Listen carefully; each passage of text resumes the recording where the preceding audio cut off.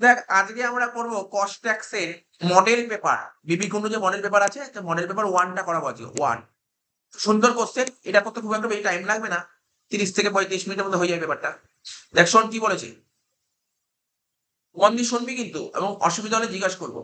যে সময়ের জন্য শ্রমিকের মজুরি প্রদান করা হয় অথচ তাদের কাছ থেকে কোনরূপ কাজ পাওয়া যায় না, তা হলো, বলবো, the time of which wages and paid out during which no output is obtained is known as, তোরা বললি অলস সময়, আইডল টাইম। যেমন আমি তোকে বোঝাই, বহুবার বলেছি আইডল টাইম অলস সময় কাকে বলে। একটা ধর তুই কোম্পানি চাকরি ঢুকে, চাকরির টাইম হচ্ছে সকাল 10টা থেকে বিকাল 7টা।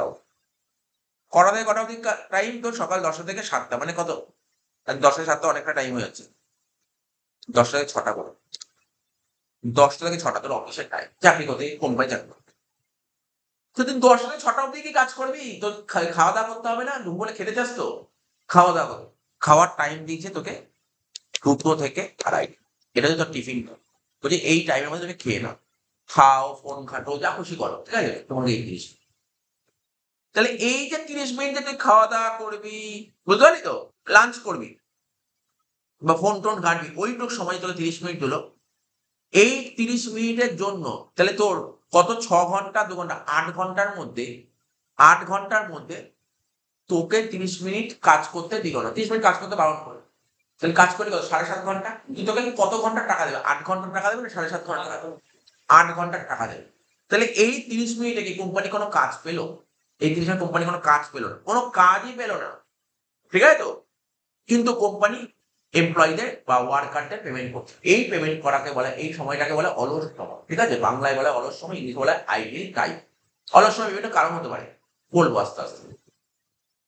তাহলে হলো অলস সময়, বোঝা গেল?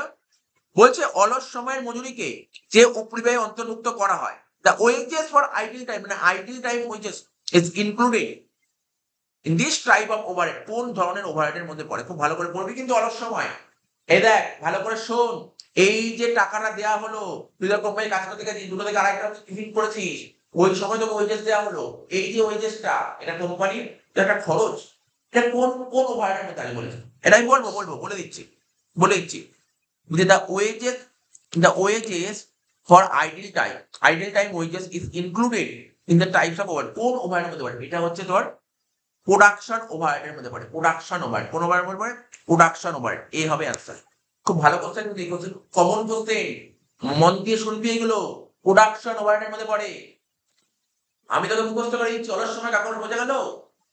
যে সময়ের জন্য, ভালো করে শোন, যে সময়ের জন্য তোকে কোম্পানি থেকে পেমেন্ট করবে কিন্তু কি পাবে না? কাজ পাবে না, তাকে অলস সময় বলে। আর এই অলস সময় মানে আইডল টাইম ওয়েজেস, তা আমরা যখন কস্টিং করেছিলাম, কস্টিংটা অনেক কিছু করেছিলাম। তো এটা আইডল টাইম ওয়েজেস এর একটা না ওভারহেড। ওভারহেড অনেক ওভারহেড ছিল, প্রোডাকশন ওভারহেড ছিল, অ্যাডমিনিস্ট্রেশন ওভারহেড ছিল, সেলিং ওভারহেড ছিল। কোন overhead? Production overhead. Idle time wages টা প্রোডাকশন ওভারহেড, মনে রাখতে হবে, এইগুলো মনে রাখতে হবে কিন্তু। কারখানায় লক আউটের জন্য উৎপাদন বন্ধ হয়ে গেলে, কারখানায় লক আউট হয়েছে, উৎপাদন, তো তুই বোঝ, লক আউট শুনেছিস? তুই খবর খবরে দেখায় কারখানায় লক আউট হয়ে গেছে, কি মালিকের সঙ্গে কর্মচারীদের ঝামেলা বেঁধে গেল, বোনাস দেওয়া নিয়ে ঝামেলা, বোনাস দেবে না, টাকা বাড়াবে না, ওরা লক আউট করে দিল, বুঝিস তো, কাজকর্ম বন্ধ হয়ে গেল। তো কারখানায় লক আউটের জন্য যদি উৎপাদন বন্ধ হয়ে যায়, তখন একটা অলস সময় সৃষ্টি হয়। The ideal time created for discontinuation of production due to lockout in the factory, the reason thereof, এটাকে কি ধরনের, এটা কি ধরনের অলস সময়? এটাকে বলা হয় না, এটাকে বলা হয় প্রশাসনিক। এটাকে বলে প্রশাসনিক, ঠিক আছে তো? অ্যাডমিনিস্ট্রেটিভ, ঠিক আছে? এটাকে বলে প্রশাসনিক বা অ্যাডমিনিস্ট্রেটিভ। তাহলে করলি কি অলস সময় কি করলি? বললি স্যার উৎপাদন সংক্রান্ত উপরিব্যয়টা করলাম, ঠিক আছে, অলস সময়। তারপর এখানে বলে প্রশাসনিক করলাম। 3টে পয়েন্ট হলো। 4 নম্বর, সময় লিখনের সবচেয়ে পুরনো পদ্ধতি কি? The oldest system of time keeping. Time keeping এর সবচেয়ে পুরনো পদ্ধতি কি? কালকে আমি ইয়েতে পড়াচ্ছিলাম, কালকে আমি এমবিএ ব্যাচ পড়াচ্ছিলাম, ফার্স্ট ক্লাস করালাম এমবিএ ব্যাচে, সেটাকে বলছিলাম, বোঝাচ্ছিলাম ব্যাপারটা। এই যে আগেকার দিনে কিভাবে, আগেরকার দিনে অ্যাটেন্ডেন্স করে মেনটেন করা হতো, আর এখন অ্যাটেন্ডেন্স করে মেনটেন, কিন্তু পড়ানোর সাবজেক্ট ছিল না, শুধু বোঝাচ্ছিলাম ব্যাপারটা। আগেকার দিনে কিভাবে, কারণ এখন যদি কর্পোরেট ওয়ার্ল্ডে ঢুকেছে, ওরা জানতে পারে। যখন আইটি, এখন বড় বড় কোম্পানি চাকরি করতে গেলে কি হয় জানিস তো? অনেক বড় বড় কোম্পানি হাজিরা খাতা নেই, সত্যি ব্যাপারটা কি বললাম, বড় কোনো হাজিরা খাতে নেই, কি হবে তোর একটা আই কার্ড দিয়ে দেবে, আই কার্ড 5 মিনিট দিয়ে দেবে, সঙ্গে সঙ্গে এন্ট্রি হয়ে গেল, সুবিধা কি মানে এন্ট্রি হয়ে গেছে, আর কিছু করতে হবে বারণ লিখতে হবে না, বুঝতে পারলি তো? আই কার্ড আছে, আই কার্ড দিয়ে তুই স্ক্যান করবি, তো স্ক্যান করলে তো গেট খুলে যাবে, ঢুকে যাবে, সঙ্গে সঙ্গে এন্ট্রি হয়ে যাবে, কিউআর লাগানো থাকে ওই কোডের মধ্যে। তো কি বলছে, বলছে time keeping oldest system of time keeping, মানে সময় লেখা সবচেয়ে পুরনো পদ্ধতি। আগে হতো কি বলছে, হাতে কলম, হাজিরা খাতায় লেখা হতো, হাতে কলম। তাহলে দেখ এখানে কি আছে, হাতে কলম।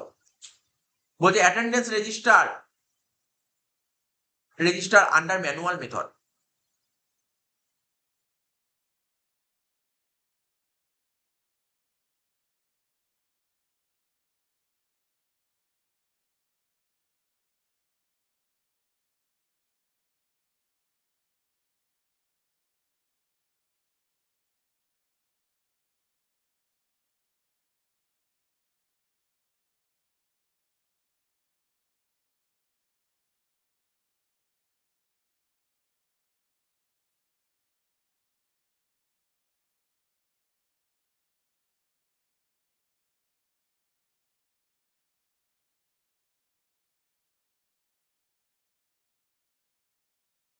বলছে প্রত্যেক শ্রমিকের হাজিরার সময় লিপিবদ্ধকরণ প্রক্রিয়া কি বলে, বলছে, বলছে কি the process of recording, the process of recording attendance of each and every worker, প্রতিটা যে ওয়ার্কার আছে না তাদের অ্যাটেন্ডেন্স রেকর্ড করা হয়, এই প্রসেসটাকে কি বলা হয়, এটাকে বলা হয় টাইম কিপিং বা সময় লিখন, টাইম কিপিং বা সময় লিখন।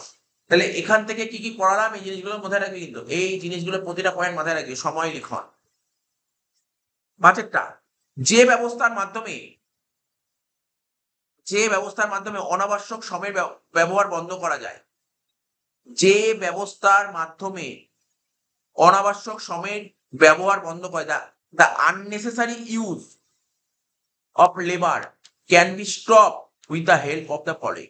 বলছে যে ব্যবস্থার মানে যে সিস্টেমের মাধ্যমে অনাবশ্যক সময়ের ব্যবহার, মানে অনাবশ্যক সময়ের ব্যবহার মানে তো যে সব লেবারটা দরকার নেই, তাই লিখেছে the unnecessary use of labour,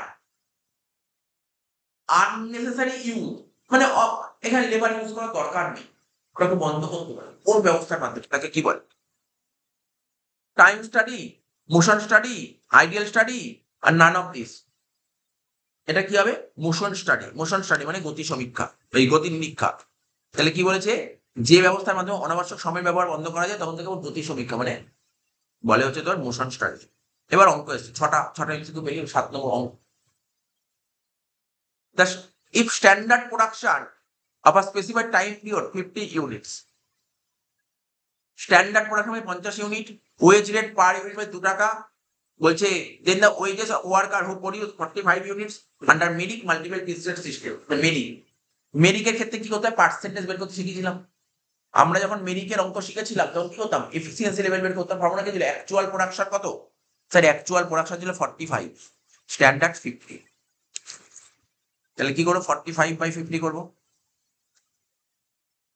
sir page খুলে নিন,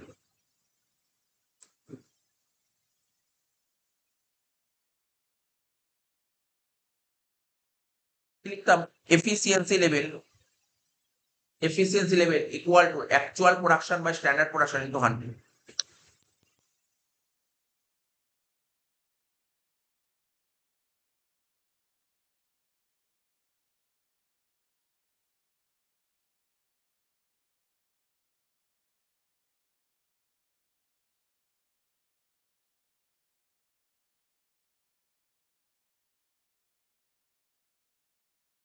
efficiency level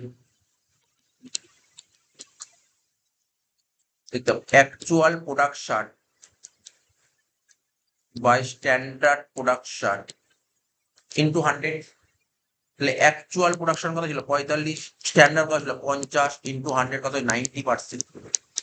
তা মেরিক কি বলেছিল, আপ টু 83% হলে জিরো, সরি আপ টু 83% হলে কি ছিল, এনপিআর নর্মাল পিস রেট। 83 থেকে 100% হলে কি ছিল, 110% অফ এনপিআর, মনে পড়ছে তো? তাহলে এখানে এনপিআর কত বলেছিল, নর্মাল পিসের কত বলে 2 টাকা, নর্মাল 2 টাকা, তাহলে আরো 110% দেবে। 2 টাকার 110% কত স্যার? 2 টাকা 20 পয়সা। কতগুলো ইউনিট প্রডিউস করেছিস? 45। 2 টাকা 20 ইন্টু 45 করে ফেল, অ্যান্সার হয়ে গেল। 45 ইন্টু 2 টাকা 200।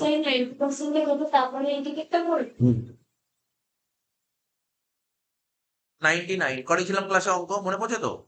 বুঝলি 99 কি করে বেরোলো? কারণটা বুঝছে, এরকমই অঙ্ক দেবে। আমরা যখন ক্লাসে করেছিলাম খুব বড় বড় অঙ্ক করেছিলাম, এরকম ছোট ছোট পার্ট দেবে। ছোট ছোট পার্ট দেবে, মেরি বলে দিচ্ছি, ঠিক আছে?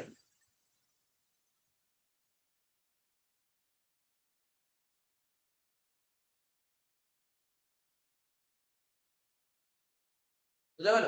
করে ফেলে 99 বলো।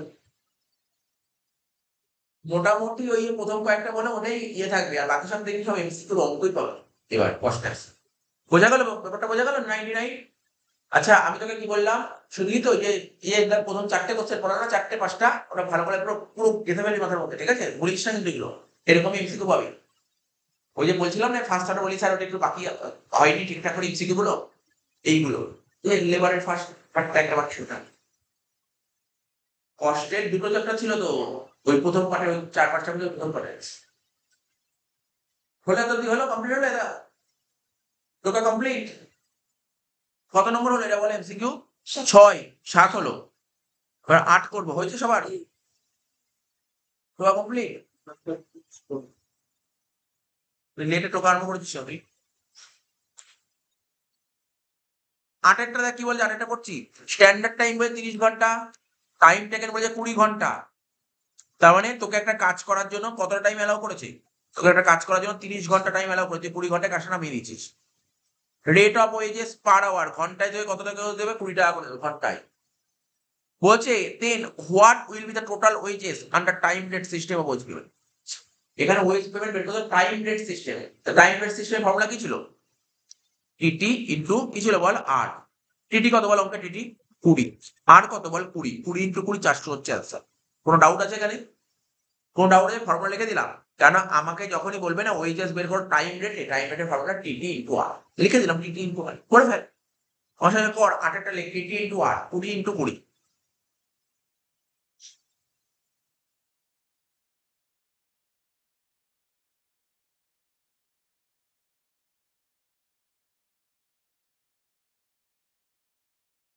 লিখেছিস?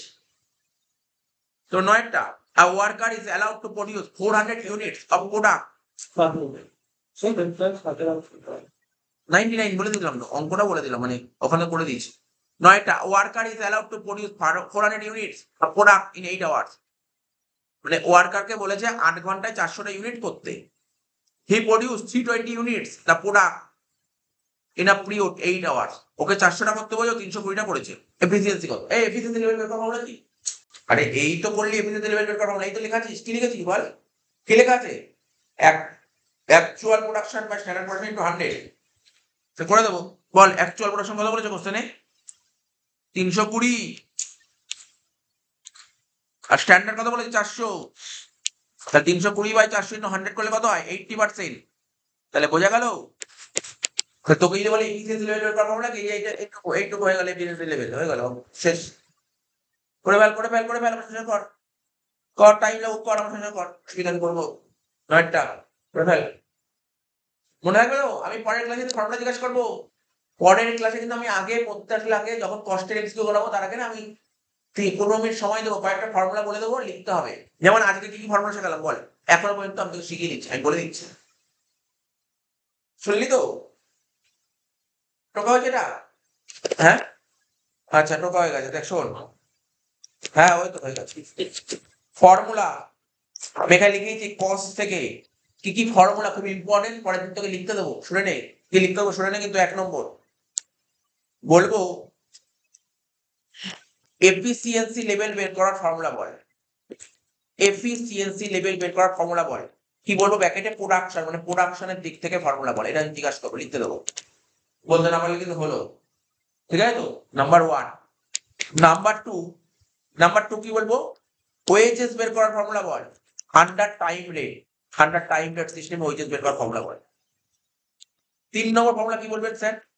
বলবো merit piece rate system merit piece rate সিস্টেমটা আমাকে বল, সেটা আমি বিভিন্ন ভাবে দিতে পারি। ওই যে রেট ছিল না 83 থেকে, মানে যে চারটা মেরিট, চারটা বলতে হয়, ওই চারটা বলে দেবে। এখনো পর্যন্ত তিনটেই পেলাম, তাহলে যে তিনটে পেলাম সেই তিনটেই বললাম। আমি এই 5 পেজ পাবো, এই পেজে কষ্টে যেই ফর্মুলা গুলো থাকবে সেইগুলোই পরের দিনে কিন্তু করতে দেবে, বুঝতে পারলি? পরের দিনে করতে দেবো, বারবার বলছি। তাহলে বল এটার অ্যান্সার কত হলো বল? 80% নয়, এটা 10-এরটা। Standard time allowed for a job to a worker 8 hours, he corporate job 10 hours. আচ্ছা, এটাও লিখতে দেবো 10-এরটা। এফিসিয়েন্সি লেভেল কি আছে বল? এখানে আমি প্রোডাকশনের দিক থেকে বের করেছি, আর কি বলেছে? প্রোডাকশন এবং টাইম দুটো দিক থেকে বের করতে বলে। প্রোডাকশন এবং টাইম, এই অঙ্কটা কোন দিক থেকে বলে? টাইমের দিক থেকে। চল এখানে লেখ, কত নম্বর অঙ্ক এটা বল? 10 নম্বর। লেখ আমার সঙ্গে, লেখ এফিসিয়েন্সি লেভেল, আমার সঙ্গে লেখ এফিসিয়েন্সি লেভেল, ব্র্যাকেটে লিখবি on the basis of time, on the basis of time.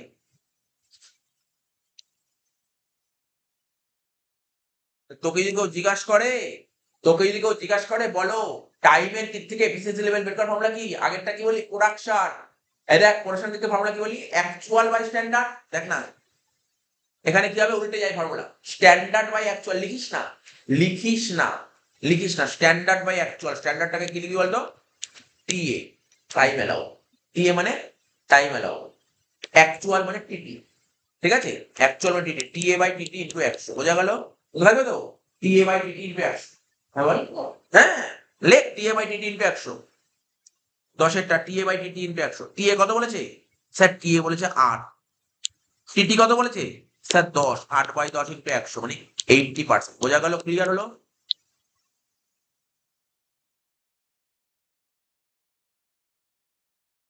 10-এরটা 80% হলো, 8 9 হয়ে গেল, 10 হয়ে গেল। ঠিক আছে, আমি একটু টাইম দেখ, দেখছো নেই কষ্টের এমসিকিউ সব ধরে ধরে ধরে করাবো, টাইম দিয়ে নিয়ে করাবো, বুঝতে পারলি তো? বুঝে বুঝে করিস।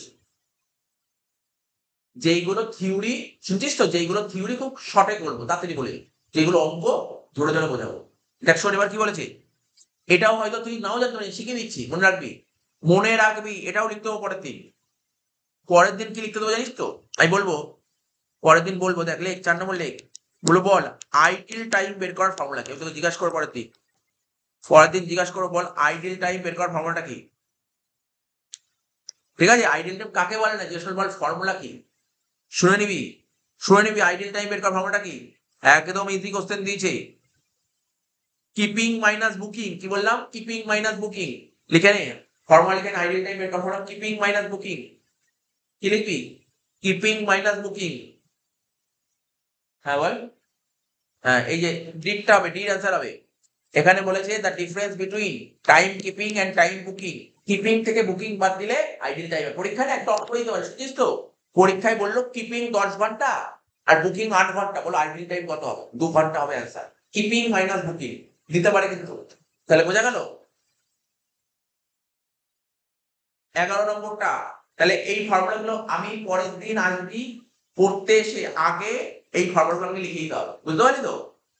এবার দিয়ে তাই হবে, এবার দিয়ে অ্যাকাউন্টেন্সি 10টা মডেল সেট হয়ে গেল। আমি যা যা তৈরি করেছি আমি দেখবো, আমি বলে দেবো, আমি লিখে দেবো, পরের দিন এই কটা ফর্মুলা বলে দিতে হবে, লিখে দিতে হবে, এইগুলো লিখে দিতে হবে। কোনো অপশন নেই এখানে, ফর্মুলার কি অপশন দেবো তোকে? কোনো অপশন দেবো না। 12 নম্বর কি বলেছে? বলছে পণ্যের চাহিদা কমে যাওয়ার ফলে উৎপাদন কমিয়ে দেওয়ার জন্য যে অলস সময় সৃষ্টি হয়, তা হলো অলস সময়ে কি কারণ? অর্থনৈতিক কারণ, সামাজিক কারণ, ঠিক আছে তো? তারপর হচ্ছে পরিকাঠামোজনিত কারণ, আর হচ্ছে উৎপাদনজনিত। এই কোশ্চেনটা আমি বলছি, যদি কোনো স্টুডেন্ট নাও পড়ে থাকে, যদি বিজনেস কিছু একদিন পড়ে থাকে, এমনি অ্যান্সার করতে পারে। কারণ আর ইকোনমিক্স পড়া থাকলে এমনিই বলতে পারবে। ভালো করে শোন, বলছে মার্কেটে তোর প্রোডাক্ট, ধর আজকে ধর আমি আমার ধর একটা কারখানা, যেখানে ফোন তৈরি হয়, ধর আইফোন তৈরি হয়। এখন আইফোনের চাহিদা কমে গেল, তাই তো? আইফোনের চাহিদা কমে গেলে মালিক বলে যে উৎপাদন কমিয়ে দাও, প্রোডাকশন কমিয়ে দাও। এই কেসে একটা অলস সময় সৃষ্টি হয়। এটা কি ধরনের? এটাকে বলা হয় অর্থনৈতিক অলস সময়। ঠিক আছে, এটা অর্থনৈতিক কারণের জন্য এটা হয়ে গেল। তা বলছে the reason for the creation of ideal time create হবে due to fall in demand of the product in the মার্কেটে প্রোডাক্টের ডিমান্ড যদি ফল করে ইজ নোন অ্যাজ, এটা কি ধরনের আইডিয়াল টাইম? এটা ইকোনমিক আইডিয়াল টাইপ, ঠিক আছে, ইকোনমিক কারণে হতে পারে। তার মানে এটাও কিন্তু ওই চ্যাপ্টারের কোশ্চেন। কোন চ্যাপ্টারের কোশ্চেন বুঝতে পারছিস তো? এগুলো ভালো করে পড়বে কিন্তু। আচ্ছা, ম্যাচিং, দেখ ম্যাচিং গুলো আমরা পড়বো, ম্যাচিংটা 13টা।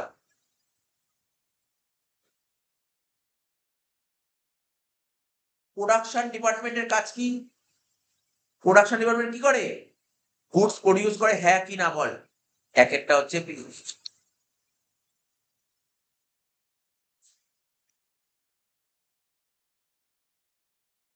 ম্যান পাওয়ার ডিপার্টমেন্ট কি করে? এই ম্যান পাওয়ার ডিপার্টমেন্ট কি করে?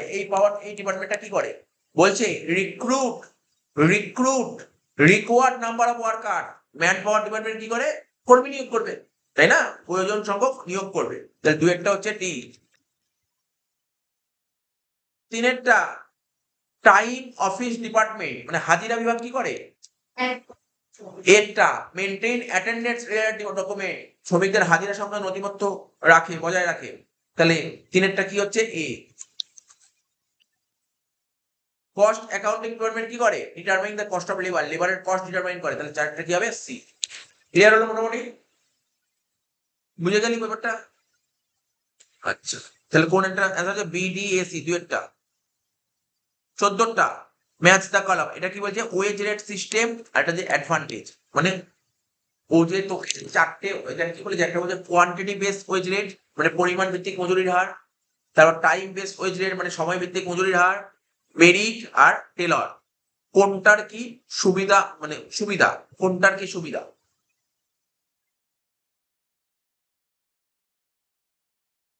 দেখ, মনোযোগ সহকারে শুনবি। আমি যখন ক্লাসে পড়িয়েছিলাম বলেছিলাম, আচ্ছা আমি এই কোশ্চেন করছি না, কোশ্চেন করার আগেই বলছি, বল। আমি দুটো অপশন দিচ্ছি, ভালো করে বোঝ। কোথায় অলস সময় সৃষ্টি হয় বলতে পারবি? এমন কোন প্রসেসে ফলো, কোন কোম্পানিতে কোন প্রসেসে কাজ করলে অলস সময় হবেই না, আইডিয়াল টাইম হবেই না? যদি তোকে টাইমে কাজ করতে বলি, তাহলে অলস সময় হবে কি হবে না বল দেখি।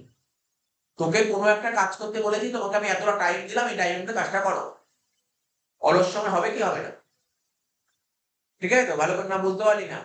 আমি যদি প্রোডাকশন বেসে কাজ করবি তাহলে অলস সময় হবে, টাইমে দিলে অলস সময় হবে। বুঝিস কি বললাম? কেন বুঝিস? তোকে ধর বললাম সারাদিন 8 ঘন্টা টাইম দিলে 8 ঘন্টার মধ্যে কাজ করতে হবে, কিন্তু মাঝখানে তুই টাইমে কাজ করলে, তুই যখন টাইমে কাজ করবি, দেখ যখন টাইমে কাজ করে না সবাই ফাঁকি দেয়, ঠিক আছে? আর যদি প্রোডাকশন বেসে কাজ হয় না, এখানে পয়েন্ট বলেছে দুটো হয়, একটা কোয়ান্টিটি বেস আর একটা টাইম বেস। টাইম বেসে অলস সময় হয়, কিন্তু কোয়ান্টিটি বেসে অলস সময় হয়। এই এখানে কি বলেছে? পরিমাণ ভিত্তিক মজুরির হার, quantity base wage rate. Quantity base wage রেটে কি হবে? অলস সময়টা হ্রাস হয়ে যায়। এক একটা সি হচ্ছে তোর, এক একটা সি হচ্ছে। আগে করেছিলাম এটা, আগে করেছিলাম। হ্যাঁ বল। হ্যাঁ, না, না করানোর কিছু, সরি গোলানোর কিছু নেই। তোকে বললাম অলস সময় কখন হয় তোর। দেখ যখন টাইমে কাজ দেবো না, ধর আজকে ধর বাড়িতে একটা কাজ দিয়েছি, কোনো কাউকে একটা, এবার এই কাজটা করতে হবে, বললো তুই কাজটা কর। তোর কাজ কর, যেমন বাড়িতে রাজমিস্ত্রিদের কাজ করে না, দেখিস রাজমিস্ত্রি যখন কাজ করানো হয়, দু রকম ভাবে কাজ হয়। পুরো কন্ট্রাক্ট দিয়ে দেওয়া হয়, শুনছিস তো? কাউকে কন্ট্রাক্ট দিয়ে দেওয়া হয়, আর কাউকে দিন হিসেবে কাজ করা হয়। যারা দিন হিসেবে কাজ করে ওরা কখন কাজে আসে? তারা 9টার সময় কাজে আসলো, 4টার মধ্যে বেরিয়ে যায়, 1টা থেকে 2টো অব্দি পুরো টিফিন করবে, ঠিক আছে তো? আবার 1টা থেকে 2টো টিফিন করবে, ওই 2টো থেকে 3টে 10-15 অব্দি কাজ করবে। তারপর দিয়ে আস্তে আস্তে গোছানোর চেষ্টা করবে যে কাজটা বন্ধ, শেষ, আজকে তোমার শেষ। কারণ ওরা জানে যত দিন কাজ করে তত বেশি টাকা হয়। এবার কন্ট্রাক্টে যখন কাজ দেওয়া হবে ওদেরকে, ওদেরকে এই কাজটা যখন কন্ট্রাক্টে দেওয়া হবে, ওরা রাত্রি 8টা অব্দি কাজ করে দেবে। ব্যাপারটা বুঝতে পারছিস তো? তাহলে কোথায় অলস সময় হলো বল? কন্ট্রাক্টে কাজ দিয়ে আমার জানারই দরকার নেই। আমি জানবো কেন? বেকার জেনে লাভ আছে? আমি বলেছি তোমাকে এই একটা কাজ করে দিতে হবে, এই কাজটা করার জন্য তোমার কত টাকা দিতে হবে? এই টাকা দিতে হবে। আমার জানাই দরকার নেই ও বসুক, খাক, ঘুমাক, আড্ডা মারুক, ফোন নিয়ে ঘাটুক, জানি কি করবো? বুঝেছিস মুনিশ? তাহলে বল অলস আইডল টাইম কোথায় ক্রিয়েট হয়? সময়ে ক্রিয়েট হবে নাকি তোর প্রোডাকশনে ক্রিয়েট হয়? সময়ে ক্রিয়েট হয়, টাইম দিলে ক্রিয়েট হবে। বুঝিস না? কেন বুঝিস? আগেও বুঝেছিলাম।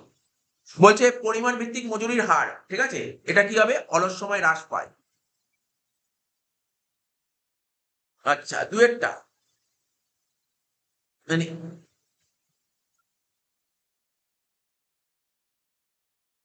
ডুয়েটটা কি হবে বলছে time base wage rate, time base সময় ভিত্তিক মজুরি হারে কি হয় অনিয়ন্ত্রিত গুণমান, আনকন্ট্রোল কোয়ালিটি, ঠিক আছে, এটা হবে আচ্ছা আনকন্ট্রোল কোয়ালিটি। দুয়েরটা হবে এ।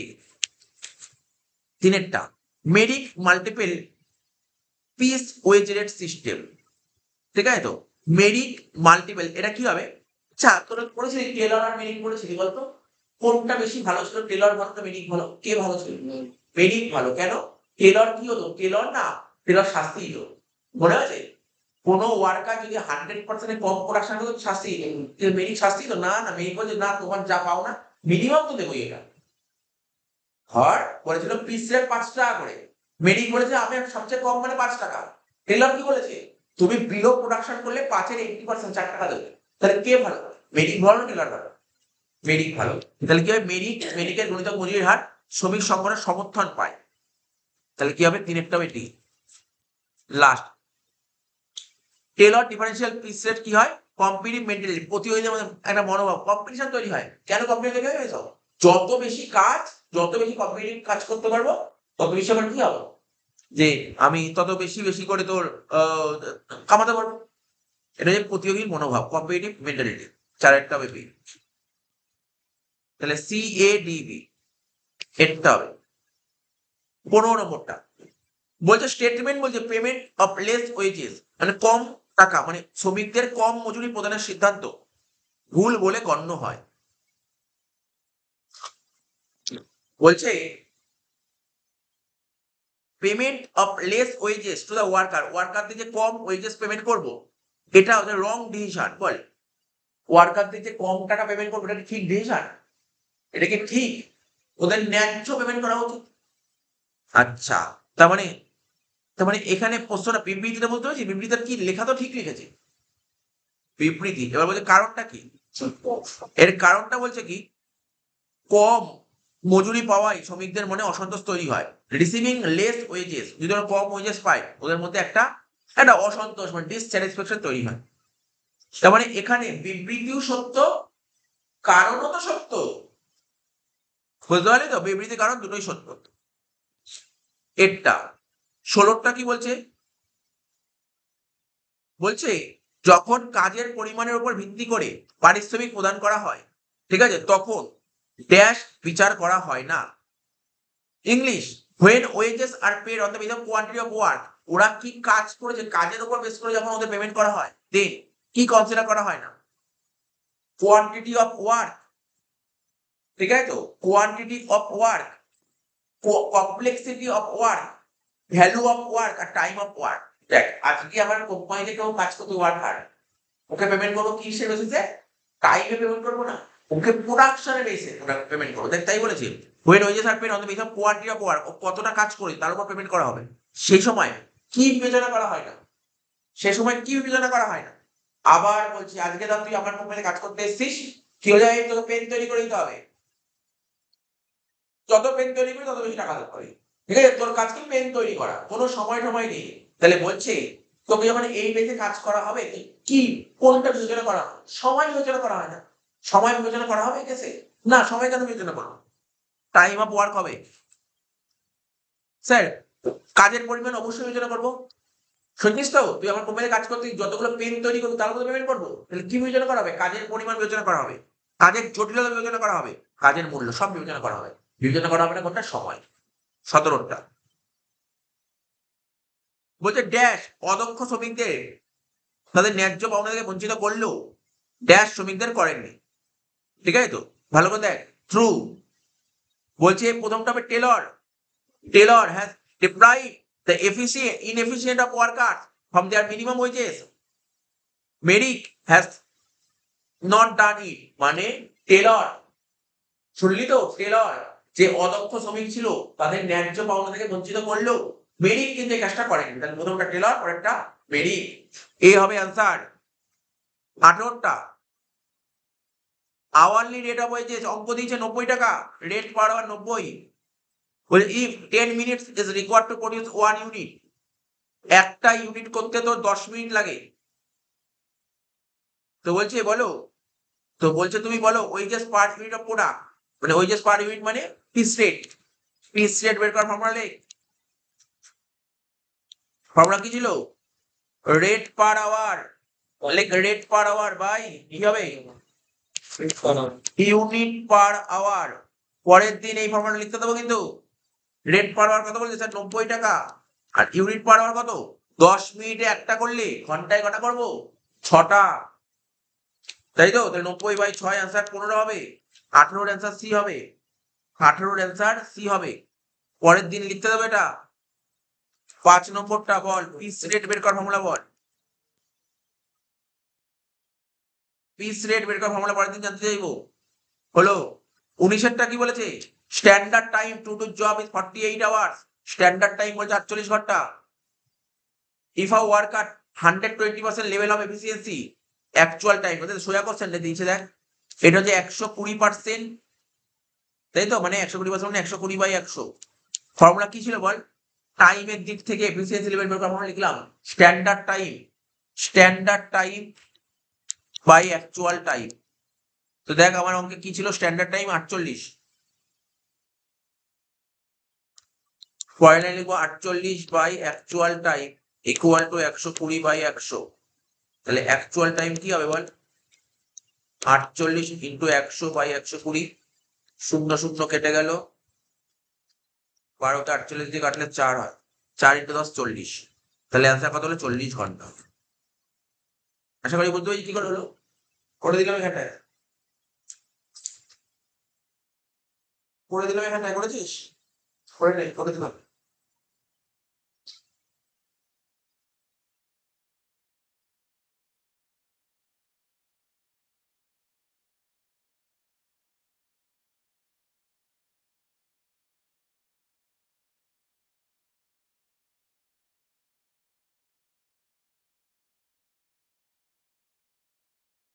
আর একটা কোশ্চেন আছে, তাহলে তোর শেষ হয়ে যাচ্ছে কস্ট।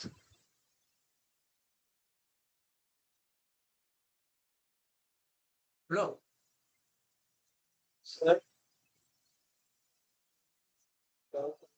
20 নম্বরটা কি বলছে? Direct wages the prime cost of production. Direct wages জিনিসটা কি? Prime cost of production. এটা সত্য। তা বলছে কি indirect wages is the overhead cost of production. হ্যাঁ এটাও ঠিক, দুটো ঠিক। There is no need to impose central এটা কন্ট্রোল হবে, কন্ট্রোল ওভার ডাইরেক্ট ওয়েজ। প্রত্যক্ষ মজুরির উপর কোনো নিয়ন্ত্রণ করার প্রয়োজন নেই। না না, প্রয়োজন আছে, ভুল লিখেছে। One of the important objectives of entity is to impose control over indirect wages. পরোক্ষ মজুরির উপর নিয়ন্ত্রণ করাই হলো প্রতিষ্ঠানের অন্যতম লক্ষ্য। না, তাহলে প্রথম দুটো ঠিক আছে, 3 আর 4 ভুল আছে। তাহলে কি হবে? কোনটা হবে প্রথম অ্যান্সার? 20 অ্যান্সারটা 1 হবে। একটু 15 অ্যান্সারটা বলবে, পরে বলবে। দেখে নে ট্যাক্সেশন 20 নম্বরটা। দেখ কি বলেছে, এবার ট্যাক্স চলে এসেছে, ট্যাক্সে ক্যাপিটাল গেইন আর আদার্স সিলেবাসে আছে। বলেছে স্টক ইন ট্রেড, বিজনেসের যে স্টক ইন ট্রেড, বলছে stock in trade of business or profession, business or profession is stock in trade কি? এটা কি মূলধনী সম্পত্তি? না না, স্টক মূলধনী সম্পত্তি নয়। এটা কি? স্টক ইন ট্রেড এক ধরনের কারেন্ট অ্যাসেটস। কারেন্ট অ্যাসেট 21 হবে বি। 22 বলছে হাউ মাচ ট্যাক্স এর short term capital, short term capital কোনো 15% ট্যাক্স চলছে, 15% ট্যাক্স চলছে এর উপর বর্তমানে। 23 বলছে under income tax act 1961 period of holding shares just preceding the date of transfer to become long term asset will be, long term asset will be, জানিস শেয়ারের ক্ষেত্রে শেয়ারের রুল কি বলেছিলাম? 12 মাস, মনে পড়ে? লিস্টেড কোম্পানির শেয়ার ক্ষেত্রে 12 মাস আর আনলিস্টেড হলে 24 মাস। তাহলে এখানে কি বলেছে? অপশন নেই, তাহলে 12 মাসের বেশি সময়ই বলেছে, 12 মাসের বেশি সময় বলে 23 এ। 24 আয়কর আইন অনুযায়ী, দেখ এখানে না কোশ্চেনে ক্লিয়ারলি ভাবে বলেনি লিস্টেড নাকি আনলিস্টেড, তাই তো? লিস্টের ক্ষেত্রে 12 মাস, আনলিস্টেড 24 মাস। ও অপশন এই জন্য দিয়ে 12 মাসের বেশি সময়। তো 12 মাসের বেশি সময় লিস্টেড, আবার 24 মাসের বেশি সময় আনলিস্টেড। তো ওই অ্যাকশন কভার হয়ে যাচ্ছে। বলছে according to income tax act furniture used by the ASE for personal purpose is classified as what type of assets? তো ফার্নিচারটা কোন ধরনের অ্যাসেটের মধ্যে পড়বে বল, বলতে পারবি? বলছে according to income tax act, income tax আইন অনুযায়ী furniture use by the assessee, মানে আমি যে ফার্নিচার ইউজ করছি নিজের প্রয়োজনে, এটা কোন ধরনের assets? A fixed assets, current assets, personal asset, capital asset. ওই যে বলছে পার্সোনাল অ্যাসেটস বলবে, ব্যক্তিগত সম্পদ ফার্নিচার ইউজ করছিস, আর তুই পার্সোনাল পারপাসে ইউজ করছিস না, ওটা তুই অ্যাকাউন্টস এর কনসেপ্ট চলে আসছে, এখানে তো নেই অপশন, এখানে তো এরকম হবে না। এটা তো তুই কোনো জিনিস যখন এখানে ভালো করে শোন কি বলছে, ওই যে মনে পড়ে পার্সোনাল ইফেক্ট পড়েছিলাম, যখন ব্যক্তিগত কাজে ব্যবহার করা হয়, তো ফার্নিচার কি ব্যক্তিগত সম্পত্তি না, এটা হবে পার্সোনাল অ্যাসেটস। মনে পড়ে পার্সোনাল ইফেক্ট কাকে বলে? পার্সোনাল ইফেক্ট হতে গেলে কি হতে হবে? মনে পড়ে পার্সোনাল ইফেক্ট হলে কি হতে হবে? ব্যক্তিগত হতে হবে, ব্যক্তিগত কাজে ব্যবহার করতে হবে বলেছিলাম। এবার দেখ, তাহলে 24টা হয়ে গেল, আর কটা পয়েন্ট বাকি? আর 16টা বাকি। বলছে কি daily allowances receive by MP. আচ্ছা, এমপিরা যে ডেইলি অ্যালাউন্সেস পায় এটা কিন্তু এক্সেম্পটেড ছিল, এটা কিন্তু পুরোপুরি এক্সেম্পটেড। তাহলে কি হবে? সম্পূর্ণ করমুক্ত। কোশ্চেনটা হবে এ। 26 বল দেখি, আমি বলবো না, অপশন দেখিস না, অপশন দেখিস না, বলবো অপশন দেখিস না। ফ্যামিলি পেনশন ম্যাক্সিমাম লিমিট কত ছিল মনে আছে? ফ্যামিলি পেনশনের ম্যাক্সিমাম লিমিট কত ছিল? বহুবার বলেছি। হ্যাঁ হ্যাঁ, ফ্যামিলি পেনশনের ম্যাক্সিমাম লিমিট ছিল 15,000 টাকা। 15,000 টাকা ফ্যামিলি পেনশনের ম্যাক্সিমাম লিমিট ছিল 15,000 টাকা। এবার কি বলছে 7,000 কি বলছে? উইনিং ফ্রম লটারি, লটারি থেকে ইনকাম করেছিস, নেট কত? 69,100 টাকা। নেট 69,100 টাকা। লটারি থেকে যদি ইনকাম করিস গ্রস অ্যামাউন্ট দিতে হয়, নেট দিয়েছে, নেট থেকে গ্রসে কনভার্ট করতে হবে। কি করে করবো? এই 69,100 টাকা গভর্নমেন্ট ট্যাক্স কাটার পর কত পার্সেন্ট ট্যাক্স কেটেছে? 30.9। তার মানে আমি লটারি কেটেছি, লটারি থেকে প্রাইস, মানে আমি যে সব টাকা হাতে পেতাম, 100 টাকা পেতাম, সরকার আমার থেকে বলছে তুমি তো লটারি কেটে টাকা কামালে, আমাকে 30.9 টাকা আমাকে দাও। ঠিক আছে, নাও 30.9 টাকা। তাহলে বাকি টাকাটা আমার হাতে আসবে, আমার হাতে আসলো কত? 69.1। এটাই তো 69,100। 100 সমান কত? 1,00,000 টাকা। বুঝতে পারলি গ্রস কাকে বলে? কি করে বেরোলো গ্রস? সব করেছিলাম, মেন ব্যাপার কি ভুলে গেছিস? রিভিশন করা নেই, ভুলে গেছিস? সব করানো, একটা জিনিসও বাদ নেই। এখানে কি বলছে? Gross taxable income from lottery কত হবে? 1,00,000 টাকা হবে। দেখ অপশনই দেয়নি এখানে, অপশনই দেয়নি, অপশনই দেয়নি, ভুল করেছে। এটা ওরা বলছে বিলটা দাগ দিতে, তাহলে এটাকে 1,00,000 করেছে, তাহলে মিলে গেল। 28 কি বলছে? If dividend receive from Indian company and foreign company, Indian company 10,000 টাকা পেয়েছি, ফরেন কোম্পানি 8,000 টাকা পেয়েছি, বলে ইনকাম আসছে কত লিখবো? 10 আর 8 18,000, 10 আর 8 18,000, 10 আর 8 18,000। 29 লেখ, মানে কি বলেছে? Dash is an important capital asset. এর মধ্যে কোনটা ক্যাপিটাল অ্যাসেট বল দেখি? ভাব, চিন্তা ভাবনা কর, এর মধ্যে কোনটা ক্যাপিটাল অ্যাসেট? ভাব, এই চারটার মধ্যে কোনটা ক্যাপিটাল অ্যাসেট হতে পারে? এই চারটের মধ্যে কোনটা ক্যাপিটাল অ্যাসেট? প্রথম পয়েন্টে বলে কেন্দ্রীয় সরকার দ্বারা বিলিখিত স্বর্ণ জমা প্রকল্প, এটা ক্যাপিটাল অ্যাসেট নয়। লেখা ছিল কোন কোনগুলো ক্যাপিটাল অ্যাসেট নয়, কোন কোনগুলো ক্যাপিটাল অ্যাসেট নয়, পরিষ্কারভাবে বলা ছিল, এটা ক্যাপিটাল অ্যাসেট নয়। ব্যক্তিগত ব্যবহারের গাড়ি, এটাও ক্যাপিটাল অ্যাসেট নয়। পূজার জন্য স্বর্ণ মুদ্রা, অলংকার, অর্নামেন্টস ক্যাপিটাল অ্যাসেট। আরে সোনা দেখছিস তো, সোনা ইউজ করছিস, সোনা capital asset. Gold capital asset, কি রে পড়িসনি? উদাহরণ দিয়েছিলাম gold capital asset, gold capital asset, এটা ক্যাপিটাল অ্যাসেট হবে, বাকি একটাও ক্যাপিটাল অ্যাসেট নয়, বাকি একটাও ক্যাপিটাল অ্যাসেট নয়। শোন তারপরটা কি বলেছে? উদাহরণ দিয়েছে, বলছে বলো এর মধ্যে কোন অ্যাসেটটা, বলছে dash assets shall not be treated as personal effect, কোনটা পার্সোনাল এফেক্ট নয়? মোটর গাড়ি পার্সোনাল ইউজ, পার্সোনাল এফেক্ট নয় বল। মোটর গাড়ি, এই তুই বাইক কিনেছিস, বাইক কি এটা পার্সোনাল এফেক্ট? তারপরে ফার্নিচার পার্সোনাল ইউজ, আরে তুই ঘরে কোনো চেয়ার টেবিলে বসে, একটা চেয়ারে বসে দোল খাচ্ছিস, বুঝতে পারলি? ওটা কি পার্সোনাল কাজে ইউজ করছিস? তো personal effect. House for own residence, পরিষ্কার ভাবে বলা হয়েছিল, পার্সোনাল এফেক্ট কাকে বলে? আমি বলেছিলাম যেগুলো পার্সোনাল কাজে ইউজ করা হবে তাকে পার্সোনাল এফেক্ট বলে। এদিক শোন, শুধু টুকলে হবে না, শুধু পার্সোনাল কাজে ইউজ করলে তাকে পার্সোনাল এফেক্ট বলে না, ইমুভেবল হতে হবে। মানে যদি এই এখানে কি বলছে, হাউস, হাউস কি মুভেবল নাকি ইমুভেবল?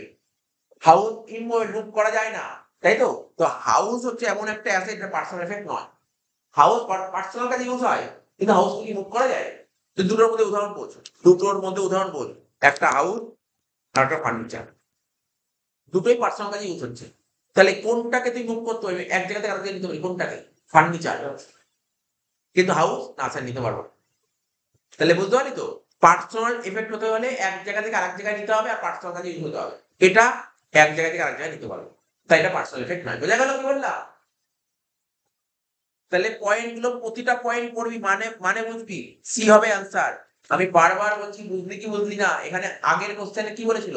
আচ্ছা বল, আমি এতক্ষণ ধরে বললাম, বল দেখি পার্সোনাল এফেক্ট কাকে বলে, কি বললি? পার্সোনাল ইভেন্ট হলে দুটো কন্ডিশন কি কি? ইউজ করতে হবে, আর একটা এক জায়গা থেকে আরেক জায়গায় নিতে হবে, করতে হবে, ঠিক আছে? তাকে বলে পার্সোনাল ইভেন্ট। হাউস, হাউস তো পার্সোনাল কাজে ইউজ হচ্ছে, কিন্তু এক জায়গা থেকে আরেক জায়গায় মুভ করা যায় না, তাহলে এটা কি পার্সোনাল ইফেক্ট না? আচ্ছা গোল্ড, ভাব গোল্ড, গোল্ড এক জায়গা থেকে আরেক জায়গায় নেওয়া যায়, মুভ করা যায়। আবার আবার গোল্ডটা কি, গোল্ডটা কি বললাম বল? গোল্ড পার্সোনাল কাজে ইউজ হয়, দুটোই তো গেছে, তাহলে এটা কি পার্সোনাল ইফেক্ট? কি পার্সোনাল ইফেক্ট স্যার? এইটা তো ভুল করে দিলি, এটা পার্সোনাল ইফেক্ট নয়, এটা ব্যতিক্রম, এক্সেপশনাল কেস ছিল গোল্ড। গোল্ড হচ্ছে এক্সেপশন থাকে, গোল্ড ছিল এক্সেপশন, ভালো করে বুঝলেন তো, গোল্ড ছিল এক্সেপশন।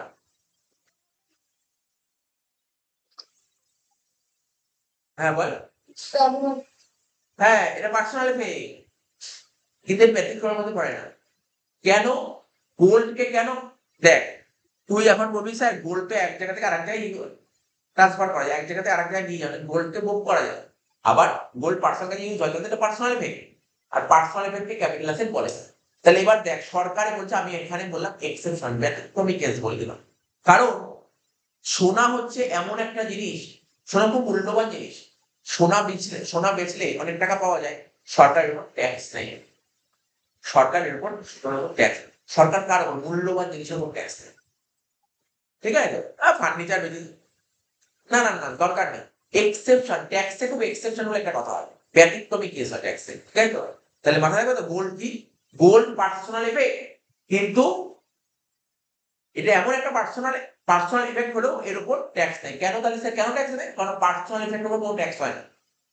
পার্সোনাল ইফেক্টকে ক্যাপিটাল অ্যাসেট বলে না, আর ক্যাপিটাল অ্যাসেট না হলে ট্যাক্স কি করে হবে? গোল্ড হচ্ছে এর ব্যতিক্রমী কেস। মনে রাখতে হবে, তোকে পরীক্ষা বলতে পারে, এরকম কোশ্চেন দিতে পারে, কিন্তু ঘুরিয়ে ঘুরিয়ে করতে পারে কোশ্চেন। 31 নম্বর কোশ্চেনটা 100 অনেক, শোন ভালো করে। To change an income under the head capital gain, তো টু চেঞ্জ না টু চার্জ হবে মনে হচ্ছে, to charge an income under the capital gain. Capital gain হেডে, ক্যাপিটাল গেইন হেডে কোনটা আসবে? চারটের মধ্যে দেখতে কোনটা ক্যাপিটাল গেইনে আসবে? দেখ ক্যাপিটাল গেইন হেডে আসবে কোনটা, ভালো করে শুনবি, বুঝছিস তো? তাহলে বলছে কি, বলছে assets which are not trades capital, এর মধ্যে কোনটা ক্যাপিটাল অ্যাসেট নয়? এর মধ্যে কোনটা ক্যাপিটাল অ্যাসেট নয়? এই যে এই দেখ না, এই দেখ না, এটা কি ক্যাপিটাল অ্যাসেট? এটা ক্যাপিটাল অ্যাসেট? ব্যক্তিগত ইজসপত্র মানে ওয়ারিং অ্যাপ্রিল, পার্সোনাল ইউজ, এটা ক্যাপিটাল অ্যাসেট না স্যার? এটা ক্যাপিটাল অ্যাসেট নয়। তাহলে কি বলছে বল? ডুয়েটটা হবে এ, ডুয়েটটা হবে এ, বুঝতে পারলি? এটা ক্যাপিটাল অ্যাসেট নয়। আমি এই দেখ না, দেখ এই দেখ, এই দেখ, এই দেখ লেখা ছিল ব্যক্তিগত পরিধেয় বস্তু, নেই ব্যক্তিগত পরিধেয় বস্তু, এটা কি? এটা তো ক্যাপিটাল অ্যাসেট, ক্যাপিটাল অ্যাসেট।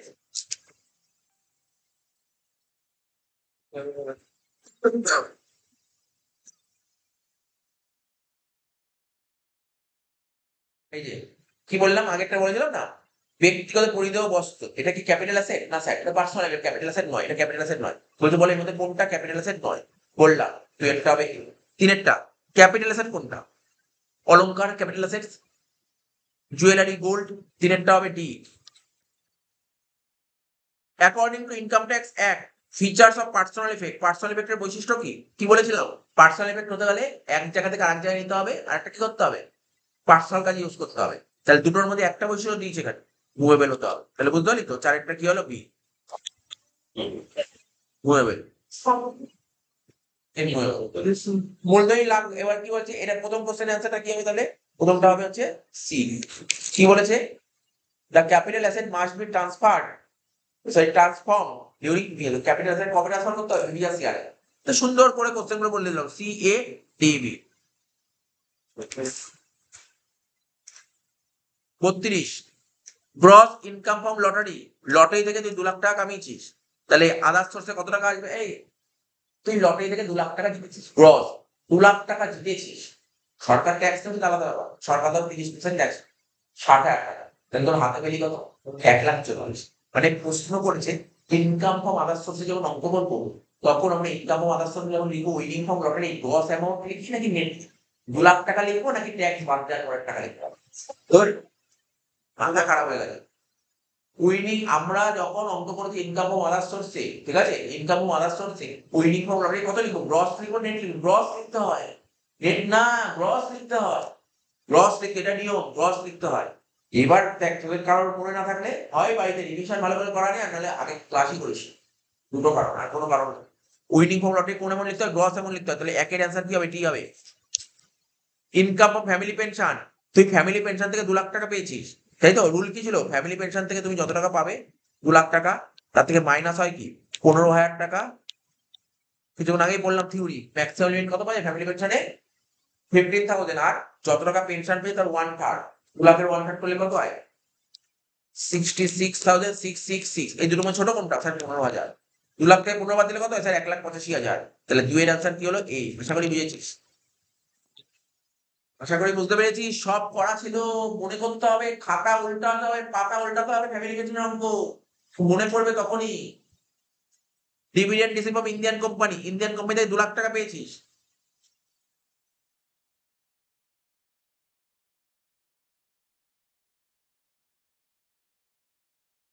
তিনেরটা কি বলছে?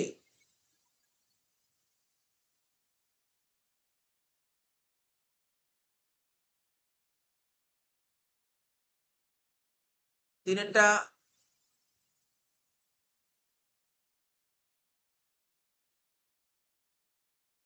Dividend from Indian company, Indian company থেকে 2 লাখ টাকা পেলে অ্যান্সার কত? 2 লাখ টাকাই হবে, বুঝিস তো? 2 লাখ টাকা হবে।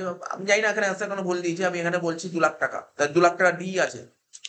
মানলাম দুটো ডি হচ্ছে, এখানে কোনো সন্দেহ নেই, দুটো ডি হচ্ছে। কি বলে বুঝলি? অপশন ভুল দিয়েছে এখানে।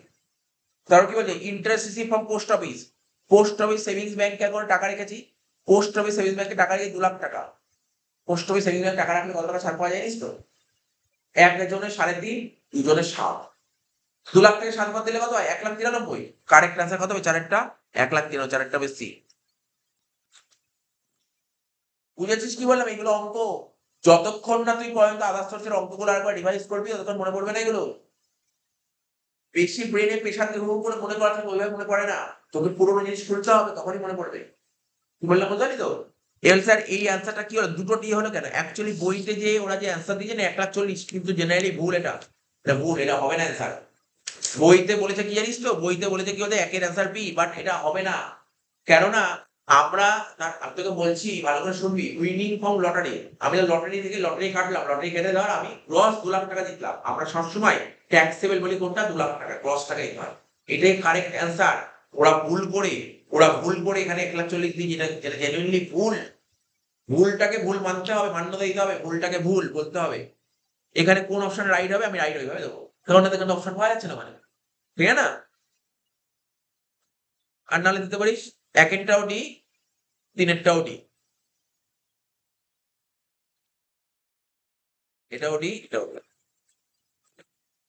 তাহলে এর আনসার লিখে রাখ এরটা, একেরটা ডি, দুয়েরটা কোনটা ছিল বলতো আনসারটা? ও দুয়েরটা পিনটা পিন। এই এটা ডি, একেরটা ডি, দুয়েরটা এ, তিনেরটা ডি, চারেরটা সি। ঠিক আছে? 33 assets which are treated as capital asset, এর মধ্যে কোনটা ক্যাপিটাল অ্যাসেট বল? House for own residence of the assessee. আচ্ছা আমার বাড়ি, এই বল দেখি বাড়িকে ক্যাপিটাল অ্যাসেট বলে কি বলে না? বলেছিলাম তো বাড়ি ক্যাপিটাল অ্যাসেট, বাড়ি কিন্তু ক্যাপিটাল অ্যাসেট। তারপর হাউস হোল্ড ফার্নিচার, এটা তো ক্যাপিটাল অ্যাসেট নয়। আচ্ছা এখানে কি সত্য মিথ্যা করতে বলেছে না? সত্য মিথ্যা, তার মানে প্রথমটা ঠিক, পরেরটা ভুল। অলংকার ক্যাপিটাল অ্যাসেটস, মোনোগারি ক্যাপিটাল অ্যাসেট নয়। তার মানে কি হচ্ছে দেখ, একেরটা ঠিক আর তিনেরটা ঠিক। তাহলে কোনটা আছে? একেরটা প্রথমটা 33। 34, any income shall be taxable under the head income of other source if the following condition are satisfied. নিচের কন্ডিশন গুলো যদি স্যাটিসফাই হয়, নিচের কন্ডিশন গুলো যদি স্যাটিসফাই হয় তখন income of other source taxable. কি হতে হবে? এটা ইনকাম হতে হবে ঠিক। Income is not exempt from tax,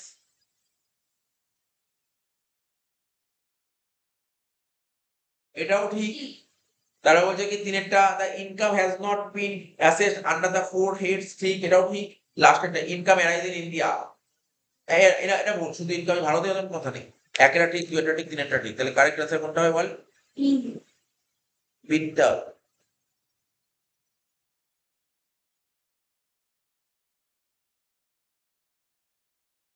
35, gift 60,000 টাকা পাচ্ছিস, গিফট পাচ্ছিস কত টাকা বল? গিফট পাচ্ছিস তুই 60,000 receive in cash on the occasion of marriage. Marriage gift তো, ম্যারেজ গিফট এক্সেম ছিল, কি মনে আছে? ম্যারেজ গিফট, বিয়ে পার্টিতে গিফট পেলে ওটা পুরোপুরি এক্সেম। কি লিখে দেখো আনসার? নট ট্যাক্সেবল, কারণ আমি পড়লামই না, ম্যারেজ গিফট মানে exempt, not taxable. Rent receive from subletting, subletting মনে আছে কাকে সাবলেটিং বলে? মনে পড়ছে? আজকে ধর আমি কারোর বাড়ি ভাড়া নিলাম, আমি সেই মাঝে ভাড়া না থেকে অন্য কাউকে ভাড়া দিলাম, সাবলেটিং বলে। সবই তো ভাড়া থেকে বেরিয়ে গেছে। বলছে rent receive from subletting a house 45,000 টাকা, রেন্ট পেড 30,000 টাকা, রিপেয়ার 7,500 টাকা। তাহলে কি হবে? এই 45,000 টাকা থেকে এটা বাদ দিতে অঙ্ক শেষ। 45 থেকে 37,500 বাদ দিলে আনসার হবে 7,500 টাকা। 37, mister Anil purchase a plot of land. Mister Anil একটা ল্যান্ড কিনেছে 10 লাখ টাকা দিয়ে, এবং সে সেই ল্যান্ডটা বিক্রি করে দিয়েছে কবে? 2024 সালে 30 লাখ টাকা দিয়ে। বলছেন আরে কি ক্যাপিটাল গেইন? ক্যাপিটাল গেইন দু রকমের, একটা লং টার্ম হয়, একটা শর্ট টার্ম হয়। ল্যান্ডের মেয়াদ কত ছিল বল? 1 বছর, 2 বছর, 3 বছর, ঠিক আছে? তিনটে তো অপশন করলাম, 1, 2, 3। কত বছর ছিল ল্যান্ডের মেয়াদ? ল্যান্ড 2 বছর ছিল, ল্যান্ড 2 বছর, 2 বছর 24 মাসের মানে কত? ল্যান্ড 2 বছর, 2 বছরের বেশি হোল্ড করলে তাকে বলে লং টার্ম। এটা 2 বছর বেশি হোল্ড করেছে, একই না? 19-এ কিনে 24-এ বিক্রি করছে, 2 বছরের বেশি। লং টার্ম ক্যাপিটাল গেইন 37টা। 38, বলছে কি statement no deduction in respect of any expenditure shall be allow on the income from winning from lottery, horse race, card game. বলছে আমরা উইনিং ফ্রম লটারি করলাম, হর্স রেস করলাম, card game করলাম, এর থেকে কোনো খরচ বাদ যায় না। একদম ঠিক বলেছে, একদম ঠিক, সত্যি বাদ যায় না। তা বলছে any expense related to activity owning and maintaining horse race shall be allowed as deduction. Owning and maintaining horse রেসে যদি কোনো খরচা করে সে খরচাটা বাদ যায়, ঠিক আছে তো? বাদ যায়। তার মানে এটা ঠিক, দুটোই ঠিক। এই দুটোই তো ঠিক, কিন্তু দুটো পরস্পরের বিপরীত ধর্মী, হ্যাঁ কি না? এটা হবে অ্যান্সার।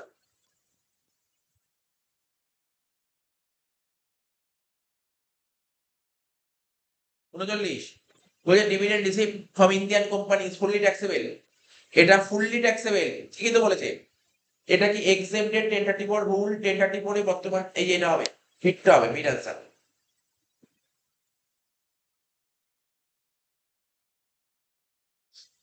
যে এটা কি ট্রু ফলস নাকি দেখতো?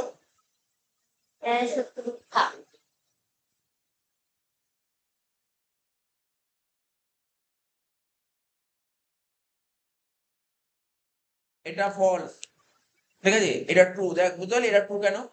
বলছে আগে 1034 এর একটা সেকশন ছিল ডিভিডেন্ডের ব্যাপারে, এখন সেকশনটা উঠে গেছে, ঠিক আছে? তাই ভারতীয় কোম্পানি আইনে প্রাপ্ত লভ্যাংশ সম্পূর্ণ করযোগ্য হবে। তাই বলে যে exempt under 1034 is not available now, this for this such income is fully taxable. হ্যাঁ এটা ঠিক আছে। তো বলছে dividend from share is capital gain, না না এটা ভুল দিয়েছে। তো বলছে dividend receive from Indian company the casual income, এটা ভুল দিয়েছে। কারেক্ট অ্যান্সার হচ্ছে এটা, ডুয়েটটা হবে কারেক্ট অ্যান্সার। সি, ডুয়েটটা কারেক্ট অ্যান্সার সি।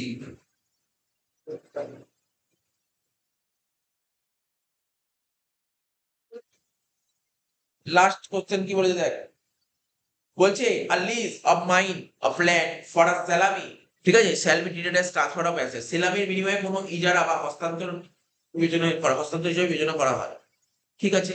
তারপর বলছে কি According to Income Tax Act 2047, transfer of capital asset means sale, exchange and relinquishment of the asset. এটা কিন্তু ক্যাপিটাল অ্যাসেট ট্রান্সফার বলে।